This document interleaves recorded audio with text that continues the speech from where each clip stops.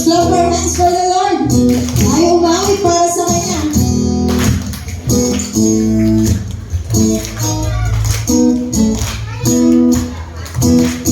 Come on, church. Umaawit, papuri, nagdiriwa, lahat, papuri kay Yahweh, Yahweh, Yahweh. Lumalapit sa'yo, lumalapit sa presensya mo, nagpupugar, lahat, papuri kay Yahweh, Yahweh, Yahweh. Sa lahat ng oras, sa lahat ng oras, sa bawat araw, pinupuri at sinasamba. Ikaw ang tunay na Diyos, hari ng mga hari, tapat kailanman, hindi nagbabago. Ikaw ang tunay, Panginoon. Ikaw ang tunay na Diyos, hari ng mga hari, tapat kailanman, hindi nagbabago. Si Yahweh ang ating Diyos, kaya minsan pa ating awinan ang ating Panginoon. Umaawit, nagpupuri, nagdiriwang ang lahat, papuri kay Yahweh, Yahweh, Yahweh. Kami lumalapit sa'yo, hapit sa presensya mo, nagpupugar ang lahat, papuri kay Yahweh, Yahweh, Yahweh. Sa lahat ng oras, sa bawat araw, pinupuri at sinasamba. Ikaw ang tunay na Diyos, hari ng mga hari, tapat kailanman, hindi nagbabago.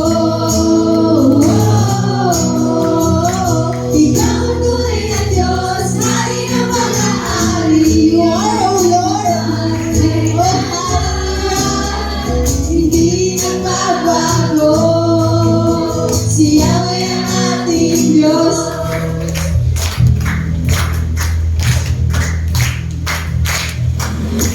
Pagpapala'y bumubuhos na, Yahweh, Yahweh. Sa ngalan niya'y may kagalingan, Yahweh, Yahweh. Sa Kanya'y may tagumpay, Yahweh, Yahweh. Sigaw ng lahat ng nilalang, Yahweh, Yahweh. Pagpapala'y bumubuhos na, Yahweh, Yahweh. Sa ngalan niya'y may kagalingan, Yahweh, Yahweh. Sa Kanya'y may tagumpay, Yahweh, Yahweh. Sigaw ng lahat ng nilalang, Yahweh, Yahweh. Ikaw ang tunay na Diyos, hari ng mga hari. Jesus, ikaw lamang, Panginoon. Hindi nagbabago. Hindi ka nagbabago, Panginoon. Ikaw ang tunay na Diyos, hari ng mga hari, tapat kailanman, hindi nagbabago. For the last time, ikaw ang tunay. Ikaw ang tunay na Diyos, hari ng mga hari, tapat kailanman, hindi nagbabago. Ikaw ang tunay na Diyos, hari ng mga hari, tapat kailanman, hindi nagbabago. Si Yahweh ang ating Diyos. Bigay natin ang pinakamalakas sa palakpak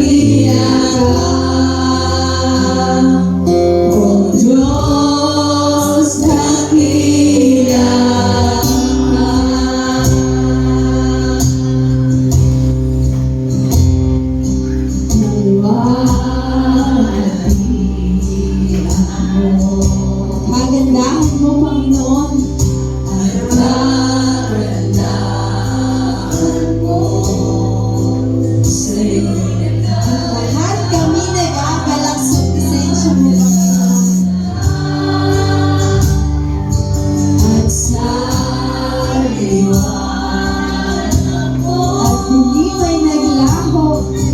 Hindi may naglaho. Tinigil sa tingin mo.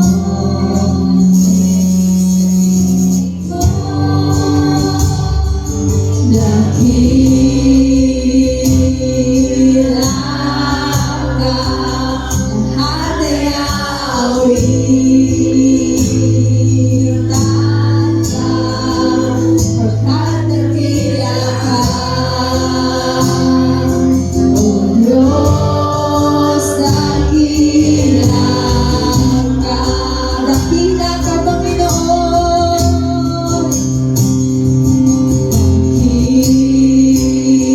Dakila ka, lahat ay aawitan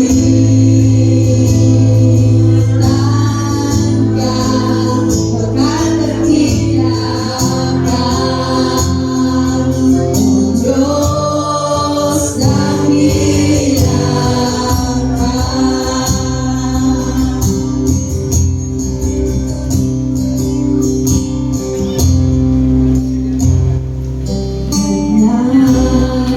Nananatili siya. Bukas ay hawak niya. Ang simula't wakas, ang simula't wakas. At sila'y nagkaisa. Sila'y nagkaisa. Espiritu naman, si Kristo na alay, ngayon ang kaparan. Dakila ka, lahat ay aawitan ka, pagkat dakila ka.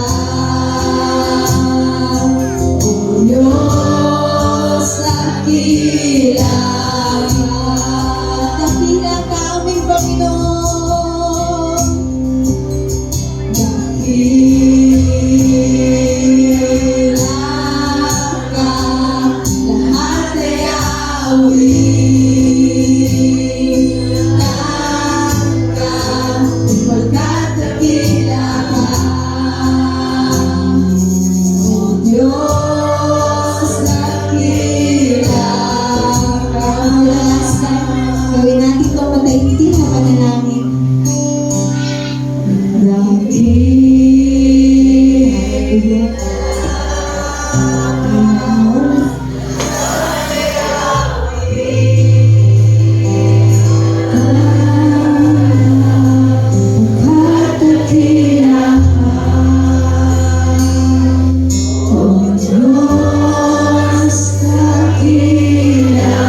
Sa'yo lamang, Panginoon, ang aming pinakamataas na pamurit pasasalamat.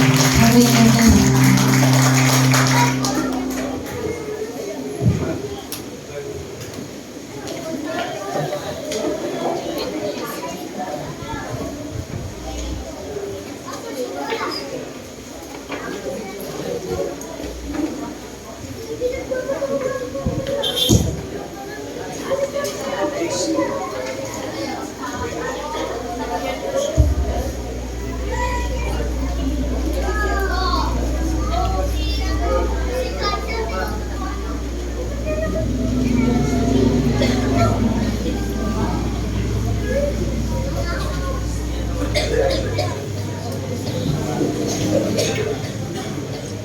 Tawag sa pagsamba.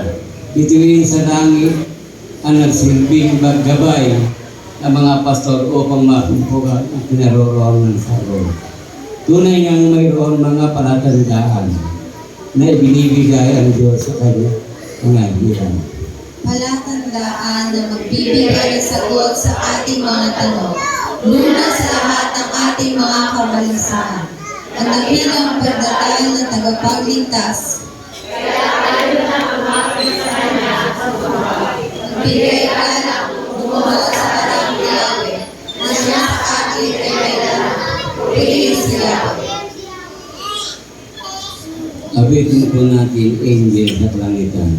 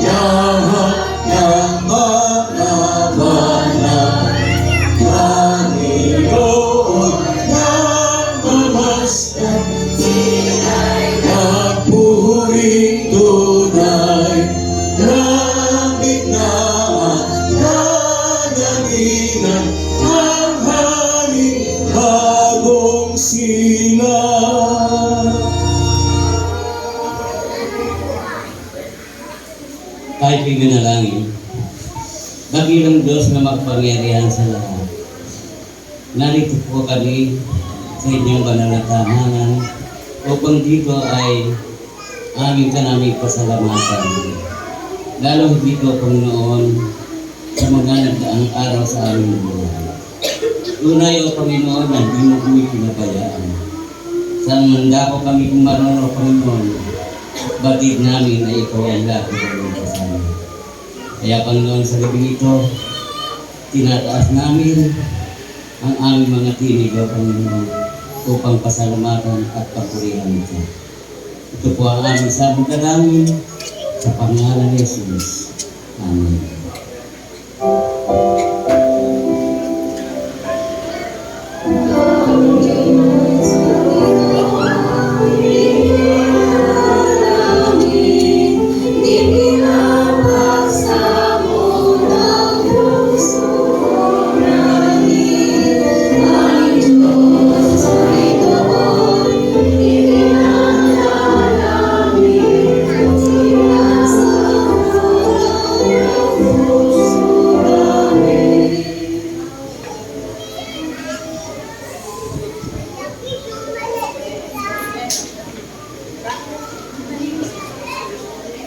Doon ay may mga pastol na nasa parang at nagbabantay sa kanilang mga tupa. Nang gabi iyon, Sa anak nila ay sa anghel ng Panginoon. Nagmamana sa kapaligiran nila ang pagbabatian ng Panginoon. Nalalaman mga kanilang pagkakaw. ngunit sinabi sa kanila ng anghel, huwag kayong matakot.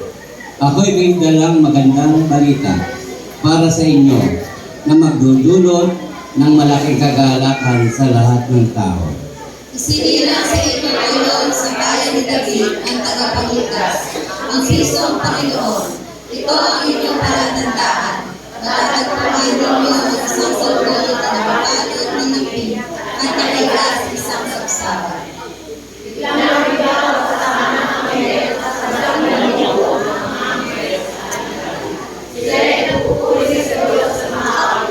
Pagpuli sa Diyos ay kataasan, at sa lupa ay kapayapaan, sa mga tao ay pinulungan niya.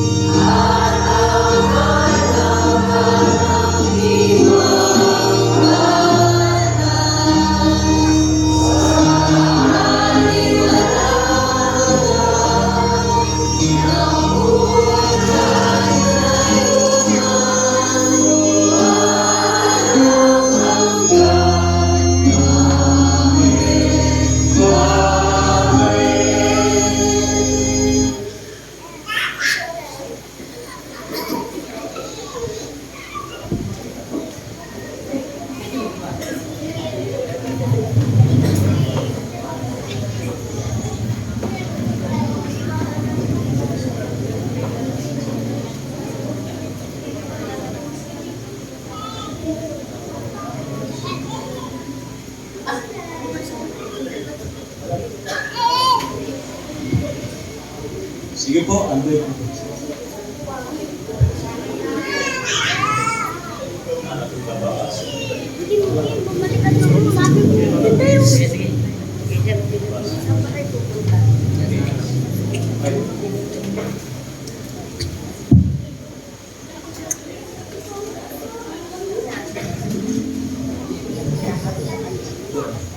Hinihintay natin yung pagbasa.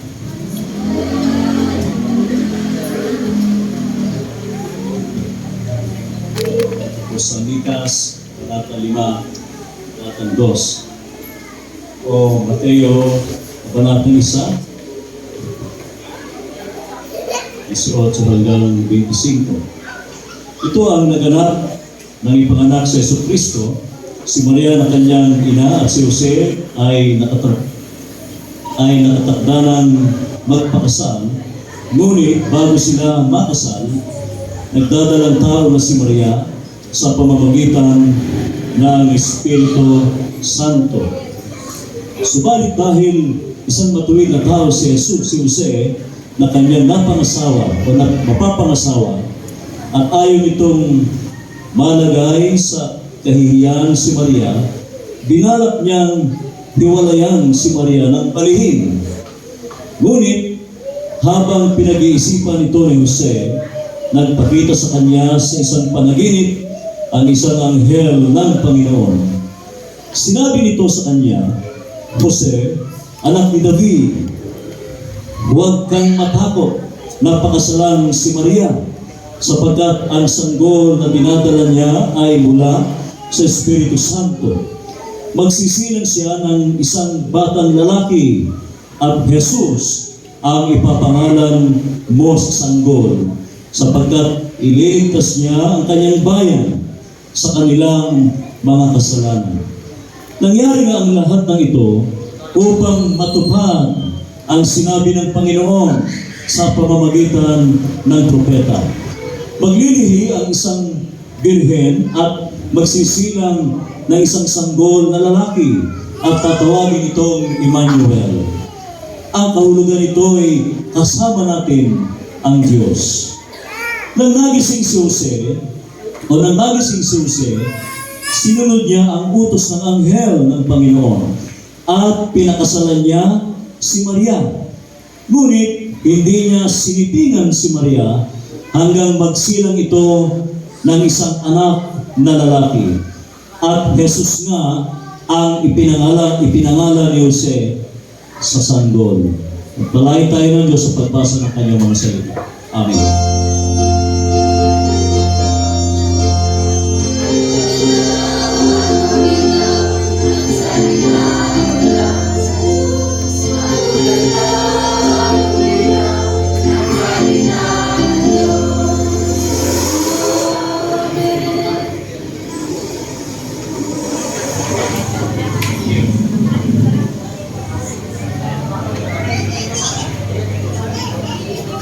Unahan niya po yung mga kalalakihan.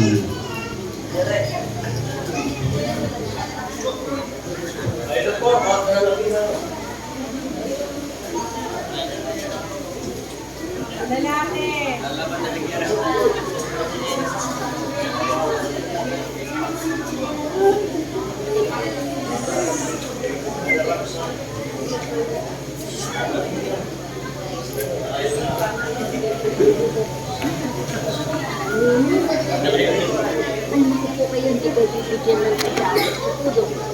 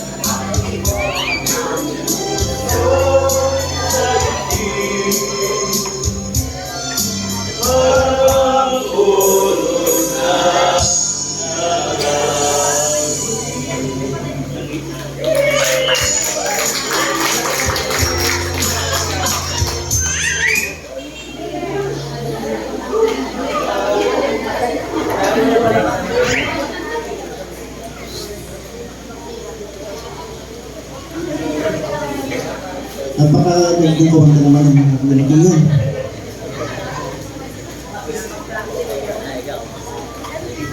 Magandang gabi po sa inyo lahat. Okay. Alam niyo po ba yung kaibahan palasimba at di nagsisimba? Ano? Ang palasimba po, laging masaya. Ang hindi naman palasimba, kabaliktaran ng palasimba. Ano po? Okay, hindi po yun ang topic ko. Nakita ko po kasi na masaya tayong lahat dahil tayo ay palasimba. Ano po?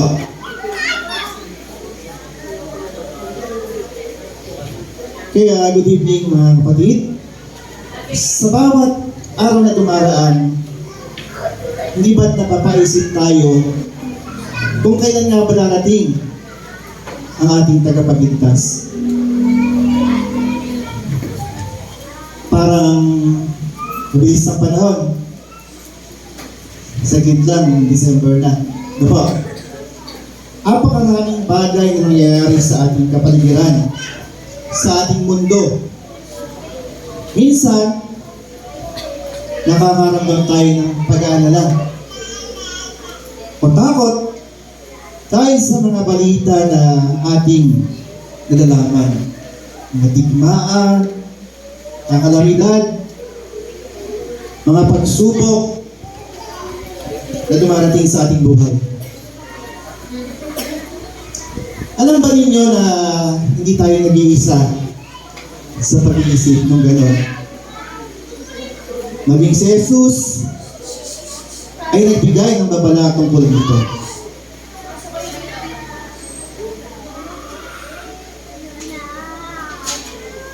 Sa Mateo 24, sinabi niya na darating ang mga panahon ng kaguluhan, mga lindol, tagutom, at pagtaas ng kasamaan. Pero hindi niya tayo iniwan ng walang pag-asa. Sa mga sandaling ito, gusto ko kayong tanungin. Ano po? Paano ba natin nararamdaman ang mga palatandaan sa ating sariling buhay? Sa gitna ng problema, minsan ba napapaisip kayo kung nasaan ang plano ng Diyos para sa atin? Ulitin ko po. Minsan po ba napapaisip kayo sa gitna ng problema? Naiisip nyo kung nasaan ba yung plano ng Diyos para sa atin? Ako mismo personally napapaisip po. Nagtatanong sa aking sarili, bakit hanggang kailan ang pagsubok na ito? Hindi po rin sa inyong kaalaman na ang Ma'am Dalia ay nagpapagamot. Ano po? Naiisip ko, mga kapatid, daming tao na o pwedeng gabuan ng sakit. Ano po? Mga taong wala namang kontribusyon sa ating lipunan. Mga taong walang pakialam. Bakit single ka? Ano po? Tatanong ako sa sarili ko, bakit siya pa? Ngunit, may isang bagay lang nagbibigay sa akin ng lakas. Ang pangako ni Jesus na siya ay babalik upang tayo ay iligtas. Yun po ang bibigay sa amin ng lakas, si Jesus. Amen po? At ang mga palatandaan ito ay paalala na dapat ay maging handa tayo na kapatid. Hindi lang sa pisikal na paghahanda, kundi sa paghahanda sa ating mga puso. Okay, ito po yung mga halimbawa sa ating buhay. Number 1, digmaan at kaguluhan. Okay po, napapabilis na yung pindot ko dito sa ano, kaya lumilipat. Digmaan at kaguluhan. Hindi natin kailangan lumayo mga kapatid para makita ito. Isipin natin ang away sa pamilya, ang mga alitan sa trabaho, o kahit ang mga hindi pagkakaunawaan sa ating komunidad. Ito ay maging kadigmaan na sumasalamin sa mas malaking problema ng mundo. Paano tayo tutugon, mga kapatid? Paano? Paano tayo tutugon? Iyon ang tanong. Okay. Paano tayo tutugon? Sa halip, magdagdag tayo ng apoy, ay maging instrumento tayo mga kapatid ng kapayapaan. Diba?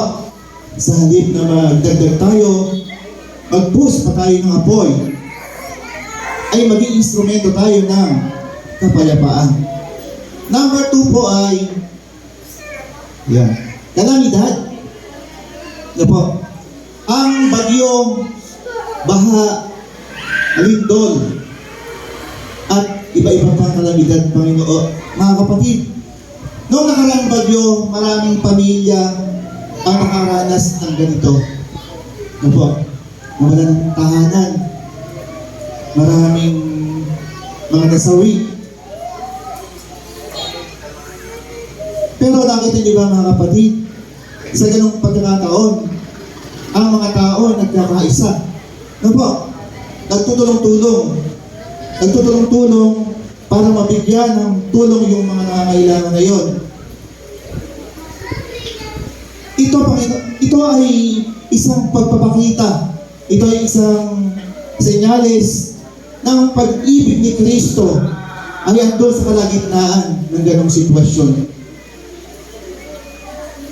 Kita niyo po, sa loob, sa sitwasyon na yun, makikita natin yung mga tao nagtutulong-tulong. Iyon po ang pag-ibig ni Kristo sa gitna ng paghihirap. Then pangatlo po ay pagtaas ng kasamaan. Pagtaas ng kasamaan. Nakakalungkot po na isipin na maraming tao ang nabibiktima ng mga kasamaan, panluloko o karahasan. Gaya po ngayong panahon na to, very high-tech na po, matalino na yung mga tao. Huwag basta-basta tayong mag-click sa link na po. May darating sa ating message, okay, may makukuha kang ayuda, please give your cellphone number, complete address.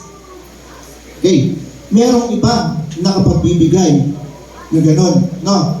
Merong iba na hindi aware sa gano'ng scam. Kaya po,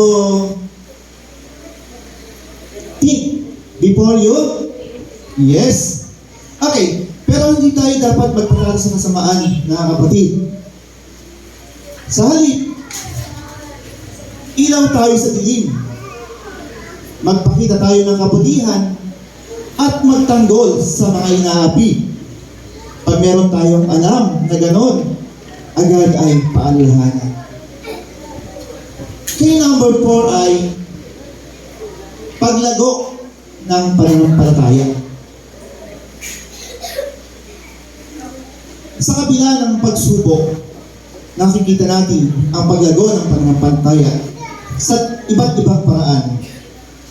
May mga kabataan tayo na talagang aktibo. Ano po? Ginagabi sa practice, sabihan lang ni Ate Mar na may practice tayo, andyan. Ano po? Lumalago ang kanilang pananampalataya. Yung mga bayat, although abalang-abala yan sa paghahanap buhay, pero meron pa rin oras para maglingkod, para mag-practice. Ano po? Lumalago ang kanilang pananampalataya. Yung mga kababaihan, meron niyang prayer intercessor, maga. Minsan nagigising na lang ako, narinig ko si Ma'am Dalia. Kumakanta dito. No po?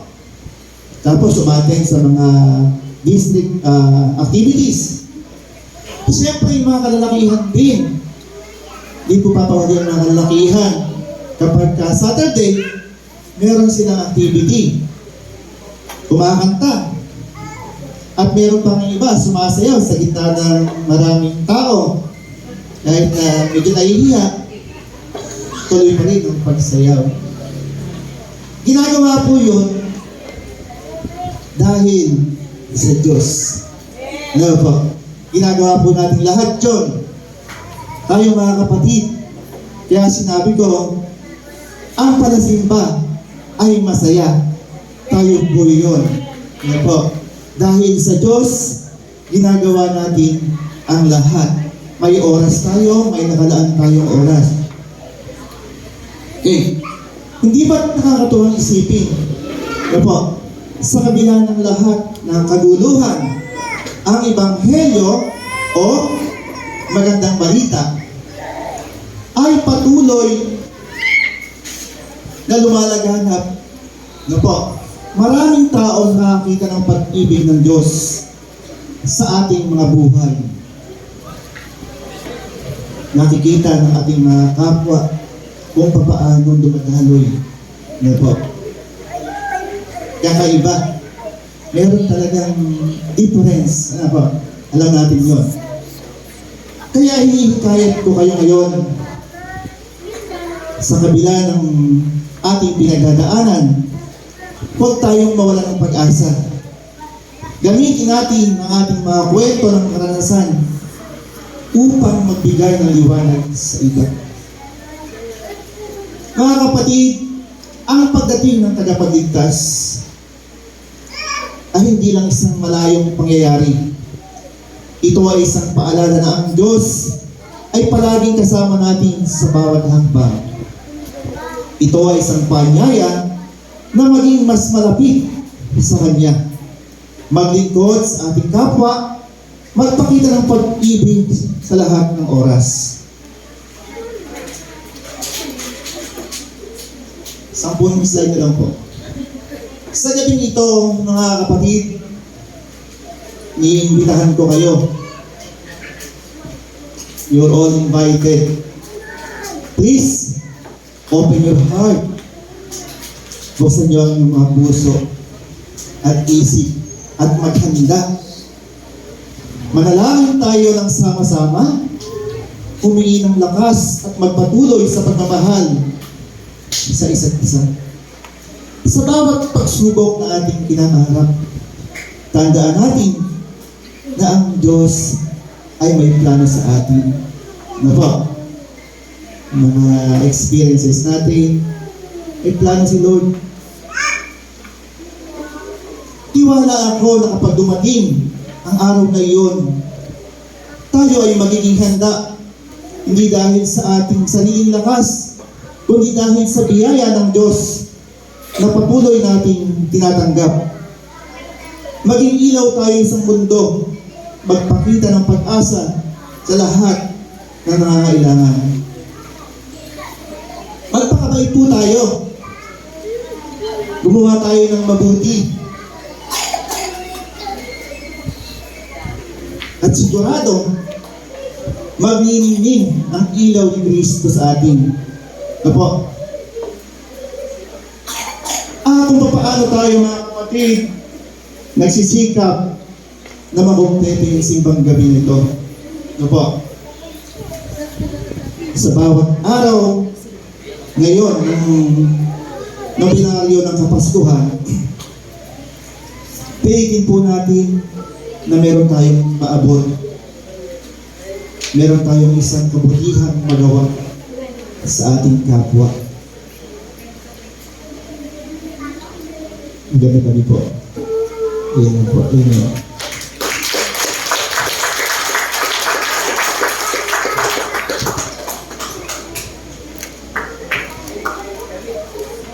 Salamat po sa mayamang mensahe na ating narinig. Ngayon po ay gagawin natin ang ating pag-aaral.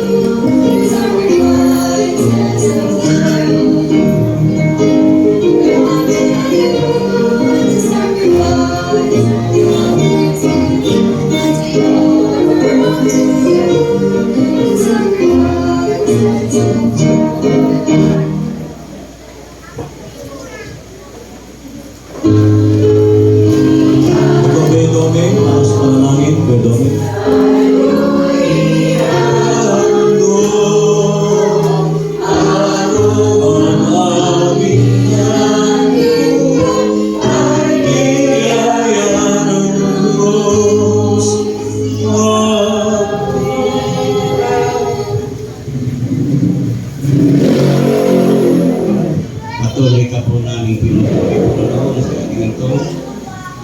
Pinasasalamatan ka po namin dakilang Diyos. Sa patuloy mo pong paggabay, pag-iingat sa bawat sa amin. Hindi po, Panginoon, ang pagbabalik namin ng aming mga handog na galing sa iyo. Pagpalain mo po, Panginoon, ang mga kamay. Ang sino man, Panginoon, na dumulog sa iyo at sumunod sa iyong yata na kailang Ama. Pagpalain mo po kami lahat sa ganito na kailang Diyos. At sa paglabas nawa ng namin sa tahanan sa kailang Diyos, ay may naiwan sa aming mga puso na aming narinig. Sa pangalan ni Jesus. Amen.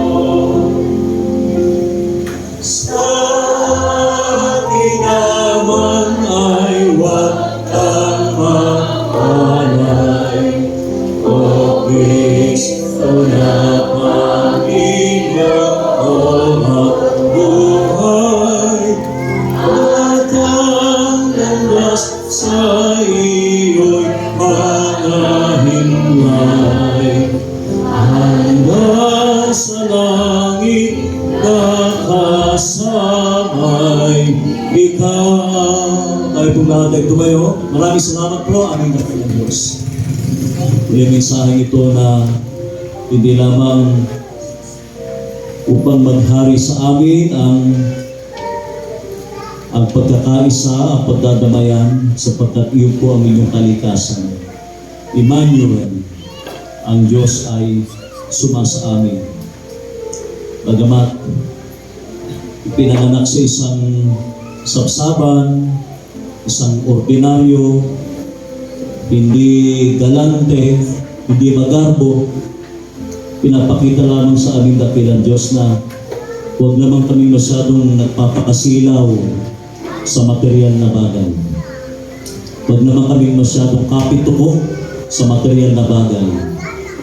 Bagkus ay ang isang anak ng hari, ng kalangitan, nanaog mula sa langit, nanaog sa lupa, nagpakasimple, nagpakadukha, nagpaapi, hindi umimik kahit na siya ay pinagsasalitaan ng mahahapding salita, kahit na siya ay dinuraan pa.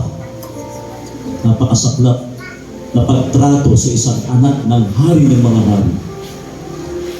Siya ay tinaratangan ng mga bintang ng walang katotohanan. Napakabuti mo sa amin, dakilang Diyos. Bakit nga ba kahit kayo ay Diyos ay mas nananaig ang pagsasawalang kibo, mas nananaig ang pagiging mababang loob. Kahit kinakita kayo, sinaktan kayo, hindi kayo tumantig, hindi kayo nagsalita ng mahapding salita, hindi kayo tumingin ng matalim na tingin, bagkus ay ipinakita nyo na kayo isang maamong berbo. Salamat po, dakilang Diyos. Kahit nakita namin na parang gustong takasan ni Jose ang kanyang foster father, ay hindi niya ginawa sapagkat kinausap siya ng anghel kung saan ay huwag niya itong isasagawa. Nawaring dakilang Diyos, may mga sinasabi ka sa amin, pero bakit ginagawa pa rin namin? Ipinipilit namin yung gusto namin. Kinausap mo na kami, nagpapahayag ka ng mga bagay na makakabuti sa amin. Pilit pa rin namin isinisiksik ang aming sariling kagustuhan. Pilit pa rin namin isinasagawa ang mga personal na motibo namin, samantalang kinausap mo na kami. Talagang hanggang sa ngayon ay naghahari-harian pa rin kami. Walang ibang hari ng mga hari, kundi ang Diyos, ang anak ng makapangyarihan sa lahat, ang bugtong na anak na si Jesus. Salamat po sa inyong kapangalan. Naway laging maghari sa amin ang Emmanuel, ang pagkakasundo, pagdadamayan, pagkakaisa. At higit sa lahat ay naroon ang aming puso na laging mayroong pagdamay sa lahat po ng aming gagawin, lalo na sa mga programa po ng inyong iglesia. Maraming salamat po, dakilang Diyos. Ganyan po ang inyong iglesia, ang nagkakaisang iglesia ni Cristo. Salamat po sa isang mensahe na muli ay inihatid sa aming lahat. Ito po ang aming samad na langin sa pangalan ni Jesus. Amen.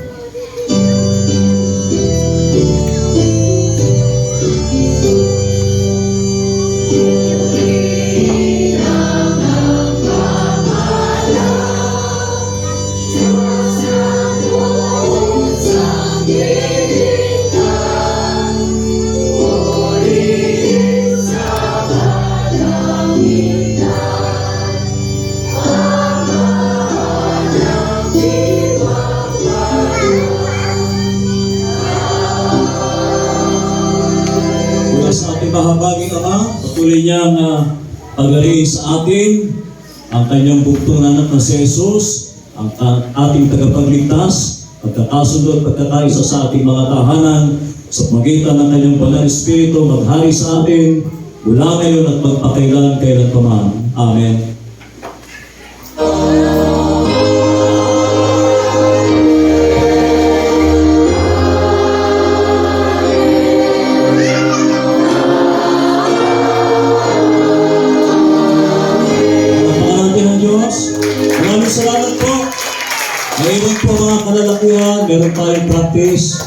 kalalakihan, huwag po kayo uwi, pakiusap, huwag tayo magtakbuhan. Ano po?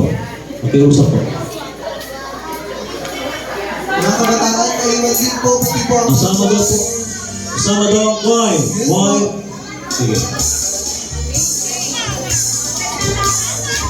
Maiwan daw po mga kabataan, pati ang choir. Choir. Okay. Kalalakihan, please. Huwag po kayo, huwag po kami takasan. Ano? Huwag po, please. Okay. Kalalakihan. Hindi po kayo sakay.